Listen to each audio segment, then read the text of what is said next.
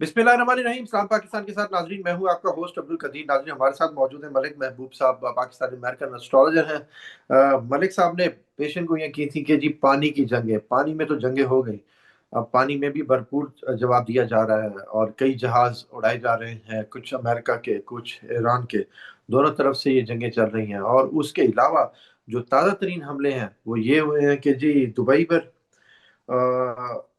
Iraq पर drone हमले, ये और इसराइल और अमेरिका का तेहरान की ऑयल रिफाइनरी पर हमला, और इराक में अमेरिकी ऑयल कंपनी पर ड्रोन हमला, खौफनाक आग भड़क उठी। इस तरह के हमले अभी चल रहे हैं। ये हमले कब तक चलेंगे और इस जंग का फ्यूचर क्या है, वो मलिक साहब से पूछूंगा। और भी बहुत सारे सवाल हैं, पाक अफगान के हवाले से भी पूछूंगा जी, वहां पर भी झड़पें चल रही हैं, उस हवाले से भी पूछूंगा। सबसे पहले ये जो बारूद की आग चल रही है, बारूद जो हर तरफ फैला हुआ है, इसके हवाले से मलिक साहब से पूछेंगे। अस्सलाम वालेकुम मलिक साहब, कैसे हैं आप? वालेकुम अस्सलाम। अल्लाह का शुक्र है। कदीर साहब, आप बताएं कैसे हैं? अल्हम्दुलिल्लाह सर। सर, हर तरफ बारूद ही बारूद। अब ये एक जगह से दूसरी जगह मुंतकिल होता जा रहा है, आहिस्ता आहिस्ता सारे लपेट में आ रहे हैं। क्या इसमें पूरी दुनिया लपेट में आ सकती है, या अब ये यहीं तक महदूद रहेगा और खत्म होने के कोई चांसेस हैं? देखें, कदीर साहब, बात ऐसी है कि अगर अगर अल्लाह करे ऐसे ही हो, एक हफ्ते बाद ठीक 14 तारीख मार्च में इन चीजों का मैक्सिमम जो है, जिसको बोलते हैं ना तपिश या हाइट, वहां तक रुक गई तो ये जंग कंक्लूड होने की तरफ चल पड़ेगी। और खुदा ना खास्ता 14 मार्च के बाद, जिसका मुझे 1 या 2% इम्कान है, क्योंकि कोई भी चीज सिवाय अल्लाह ताला के कंफर्म नहीं बता सकता। तो मैं इस बात पे यकीन रखता हूं कि अल्लाह ताला ही सारी नॉलेज का, जो वो बोलते हैं ना कि एक ड्राइव है या सब कुछ उन्हीं के पास है, इसमें कोई शक नहीं है। ये सब बेशक। नॉलेज जो है, ये कैलकुलेशन है, ये गायब का इल्म नहीं है, मैं बार बार बता चुका हूं। तो अब जो कैलकुलेशन के हिसाब से दिख रहा है, 15 तारीख को जैसे ही सन ट्रांजिट करेगा नेक्स्ट हाउस में, चीजों में इंप्रूवमेंट आना शुरू हो जाएगी। मतलब ये नहीं है कि 15 तारीख को आपने बोला, आंखें खोली और बोला यार जंग खत्म, सब सही है, ऑल इज वेल, ऐसा कुछ भी नहीं बोल रहा हूं। इसमें शिद्दत में कमी आना शुरू हो जाएगी। ये जो एक हफ्ता है ये फाइनल राउंड है, और अल्लाह करे ये फाइनल राउंड ही रहे, इससे ज्यादा ना बढ़े। मुझे बड़ी उम्मीद है इंशाल्लाह 14 तारीख के बाद इन चीजों में कमी आना शुरू हो जाएगी।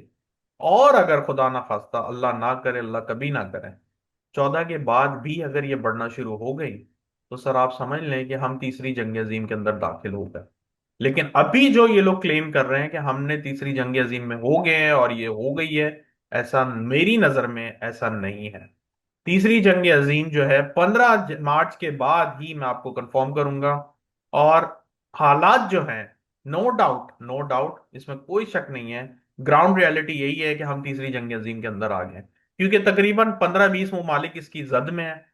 और अगर रशिया और चाइना भी खुल के आ गया, तो फिर सर आप समझ लें कि दैट्स इट, और हम जंग में आ चुके हैं। जहां तक आपने ऑयल की बात की या ये एनर्जी सेक्टर की बात की, इसमें जंग का कोई दखल आने वाले दिनों में हो या ना हो, ये क्रैश करेगी, मतलब बढ़ती जाएंगी, इनके अंदर प्रॉब्लम आने वाली है। मतलब इसकी कमी की वजह से प्राइस मजीद बढ़ेगी। तो अभी तो इनकी प्राइस की शुरुआत है, अल्लाह करे ना बढ़े, मेरी यही ख्वाहिश है, क्योंकि इसका असर आप पे भी हो रहा है, मेरे पे भी हो रहा है, दुनिया में हर इंसान के ऊपर हो रहा है।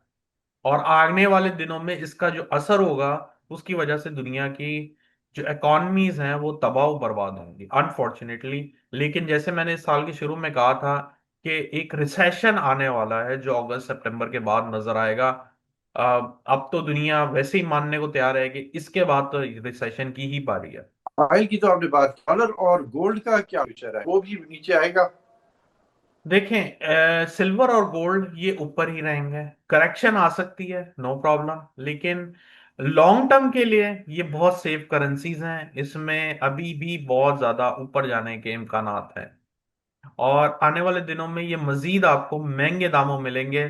कुछ ममालिक में ऐसा होगा कि सोने को बेच के कैश की जो जरूरत है वो लोग पूरा करने के लिए शायद इन चीजों को बेच के अपनी जरूरत पूरी करने के लिए कोशिश कर रहे हैं। लेकिन लॉन्ग टर्म में गोल्ड और सिल्वर बहुत ऊपर नजर आते हैं मुझे। और डॉलर? सर डॉलर गिरेगा। डॉलर का फ्यूचर डावाडोल है। और जैसे मैंने कहा है कि जैसे ही हम रिसेशन में एंटर होंगे तो आपको ये चीजें गिरती हुई नजर आएंगी। अच्छा सर, अब दोबारा हम लोग की तरफ आऊं और बात करूं तो ईरान का भी बहरीन में अमेरिकी फौजी अड्डों पर हमला। अब ये बहरीन वाली साइड पे भी ये रुक कर गया, तो ये अभी आहिस्ता आहिस्ता मजीद फैलता जाएगा, मेरा वही सवाल है। देखें कबीर साहब, मैं यही बोल रहा हूं कि आप इस हफ्ते में जो आज से शुरू हुआ है, 7 से 14 तारीख मैक्सिमम पीक देखना चाहिए, इसके बाद नहीं होनी चाहिए। और अल्लाह करे ये उससे पहले खत्म हो जाए और भी अच्छी बात है। लेकिन यहां से अगले 2 दिन आप कोई मेजर डेवलपमेंट सुनेंगे, इसमें ईरान को ज्यादा नुकसान होता हुआ सुनाई दिया जाएगा। और फिर 12 से 14 के बीच में खुदा ना खास्ता ऐसा वाकया होगा। उसके बाद मुझे उम्मीद नहीं है कि ये जो चीजें चल रही हैं ये बढ़नी चाहिए, ये कमी की तरफ आनी चाहिए। ठीक है। अच्छा सर, एक कार्टून, बड़ा मशहूर कार्टून, सिम्पसन कार्टून, उसके हवाले से मैं अभी ये देख रहा था, सोशल मीडिया पे ही देख रहा था कि सिम्पसन कार्टून के मुताबिक अमेरिकी सदर की जान को खतरा है। 4 अप्रैल तक ये खतरा है। आपको लग रहा है कुछ ऐसा है? देखिए, मैंने आपको बहुत दफा बताया कदीर साहब, मैं जिंदगी मौत के ऊपर काम नहीं करता और मैं इसको नहीं काउंट करता। एस्ट्रोलॉजी वैसे प्रिडिक्ट करती है, ऐसे कोई शक नहीं है। लेकिन मैंने अपनी एक लिमिट्स बाउंड्री जो है डिसाइड की है, मैं इससे ज्यादा आगे नहीं जाता। जहां तक इनके इनका ताल्लुकात रहा, इनके लिए ये साल बड़ा मुश्किल है सरवाइव करना। सरवाइव इन अ टर्म के पॉलिटिकली इनके लिए बड़े मुश्किलात आएंगी, चाहे वो इन हाउस हो, चाहे आउटसाइड हो, चाहे दुनिया हो। इसमें इनकी हेल्थ भी आती है। तो मुझे ये अपना यूं कह सकते हैं कि जो सदारती एक टाइम लिमिट है, टेन्योर है, वो कंप्लीट करते हुए नहीं दिखता है।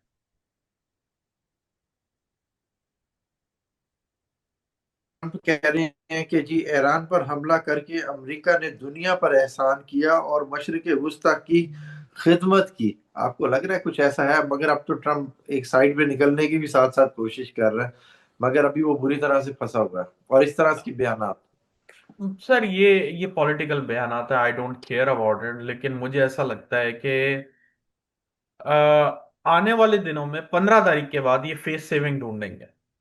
आप सिर्फ एक हफ्ता रुक जाए, फेस सेविंग 15 तारीख के बाद ये ढूंढ के इसको सीज फायर करके साइड लाइन होने की बहुत कोशिश करें। अच्छा सर, अमेरिका ने ईरान को नाकाबिल तस्खीर करार दे दिया है। अब 18 इंटेलिजेंस एजेंसियां हैं जिन्होंने कहा है कि जी ईरान जो सा है वो नाकाबिल तस्खीर है, अनबीटेबल है। तो आप देख रहे हैं कि मगर अभी तक वो डटा भी हुआ है, तो इसी तरह डटा रहेगा। डेफिनेटली इसमें कोई शक नहीं है, क्योंकि उनके जायचे में एक चीज बड़ी क्लियर है कि इनकी जो दुश्मनी है ना, बहुत भारी है, बहुत भारी है। मतलब इनकी दुश्मनी फिर इस तरह से है कि ना कोई उगल सकता है ना निगल सकता है, और जो बंदा इनकी दुश्मनी में आएगा वही सरेंडर करेगा। 7th हाउस से देखी जाती है किसी की भी दुश्मनी, किसी की भी पार्टनरशिप। तो इस लेवल पे बहुत क्लियर नजर आता है कि ईरान डटा भी रहेगा और इसी चीज को कंटिन्यू रखेगा। जो मैंने आपको अभी 2 सेकंड या 3 सेकंड पहले भी कहा है कि 15 मार्च के बाद अमेरिका फेस सेविंग के लिए कोई ऐसी एक्टिविटी करेगा कि हमने जो करना था, जो हम चाह रहे थे, वो हो गया है, और इस तरह से वो एग्जिट करेगा। अल्लाह करे ऐसे ही हो। क्योंकि अगर ऐसे मामलात 15 के बाद नहीं बनते हैं तो फिर अल्लाह रहम करे।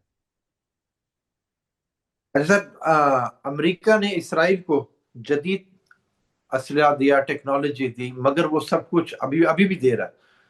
अभी भी वो हमले कर रहा है, अभी भी दे रहा है, मगर ईरान ने सारी उसकी टेक्नोलॉजी को जो सा है फ्लॉप कर दिया।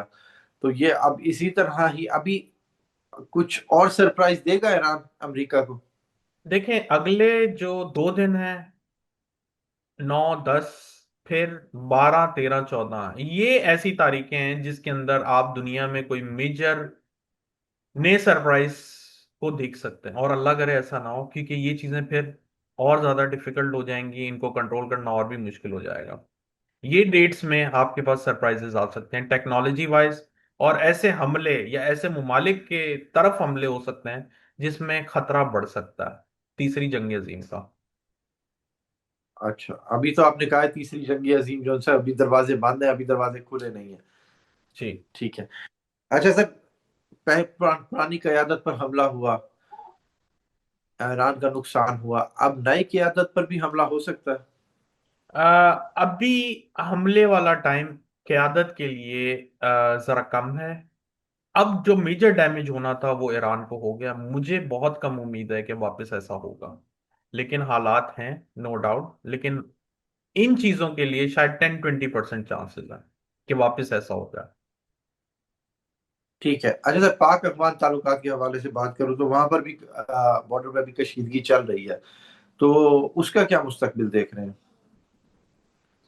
अल्लाह करे हम निकल जाएं, लेकिन इसमें अभी टाइम लगेगा, पाकिस्तान को इन चीजों से निकलने में बहुत टाइम लगेगा। ये जंग गोरीला जंग है, और गोरीला जंग इस तरह से आसानी से नहीं निकली जाती। वेस्ट से पाकिस्तान को तो सामना है, दुआ करें दुआ करें कि ईस्ट से ना शुरू हो जाए जो कि इंडिया है, और उसके लिए भी ये महीना बड़ा इंपॉर्टेंट होगा।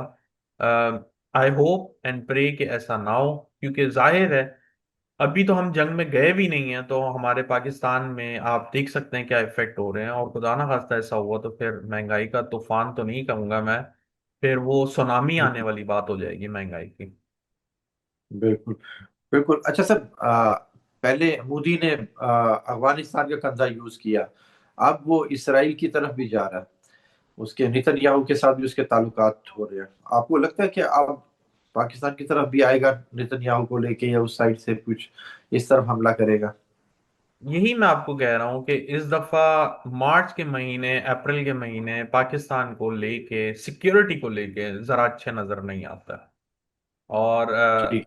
अल्लाह करे सब अमन और अमान से रहें, और आगे भी आने वाले दिन आसानी से गुजर जाएं। लेकिन फिलहाल जायचे में प्रॉब्लम बहुत ज्यादा दिख रही है पाकिस्तान के। ठीक है, बहुत शुक्रिया मालिक साहब। मालिक साहब हमारे साथ मौजूद थे। 14 से 15 तारीख मार्च की कह रहे हैं कि जी तब तक ये जंगें थम जाएंगी। अगर ये जंगें तब तक ना थमी, खुदा ना खास्ता, तो फिर हम तीसरी आलमी जंग की तरफ जा सकते हैं। अल्लाह खैर करे जी। जंग अच्छी चीज नहीं होती। अल्लाह मियां हर किसी को महफूज रखे। मलिक साहब का नंबर हमारी स्क्रीन पर मौजूद है, अगर आप पर्सनल जायचा बनवाना चाहते हैं तो रब्ता कर सकते हैं। मुझे और मलिक साहब को इजाजत दीजिए। बहुत शुक्रिया मलिक साहब। My pleasure sir. साहब